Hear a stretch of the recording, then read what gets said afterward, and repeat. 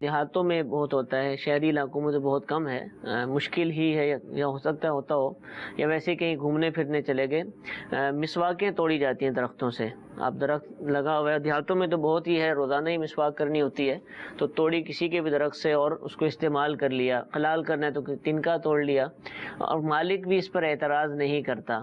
تو کیا یہ مال لینا کسی کا، اس طرح کا مال کہ جس پر اعتراض نہ ہو، یہ جائز ہے یا اس پر بھی حکم شریعت لازم ہے؟ اگر واقعی ایسا جو ہے وہ معمولی سی چیز ہے کہ اس کے توڑنے پر یا اس کے استعمال کرنے پر مالک کو کوئی اعتراض بھی نہیں ہے، اس کی طرف سے اجازت ہے، تو حرج نہیں ہے. کوئی جو ہے وہ تنکا توڑ لیا یا درخت کی ٹہنی میں سے کوئی جو ہے پتے میں سے کوئی تنکا توڑ لیا اور اس کی وجہ سے مالک کو اعتراض بھی نہیں ہے، تو حرج نہیں ہے وہ استعمال. لیکن اب اگر جیسے شہروں میں نرسریاں بنی ہوئی ہوتی ہیں، اب کوئی وہاں جا کر خوبصورت نرسری میں سے جو ہے وہ توڑنا شروع کرے گا تو وہ نرسری اجڑ جائے گی. ٹھیک ہے، تو لازمی سی بات ہے اس بات کا وہ بھی راضی نہیں ہوگا، وہ باقاعدہ بھگاتے بھی ہیں بچوں کو.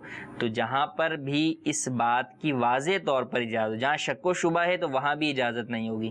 جہاں واضح طور پر ہو کہ مالک اس بات کو برا نہیں مانتا، اس کی طرف سے اجازت ہے کہ کوئی بھی لے سکتا ہے، تو کوئی حرج نہیں. ٹھیک. اچھا، یہ سوال یہ ہے کہ جنگل میں ہم گئے، جنگل کہہ لیں یا باغ میں گئے، وہاں درخت لگے ہوئے، پھول گر رہے ہیں یا اس کے پھل اگر لگے ہیں وہ گر رہے ہیں، تو اب اٹھا لیے تو کیا یہ بھی لقطے کے احکام ہیں یا ان کو کھا پی سکتے ہیں، استعمال کر سکتے ہیں؟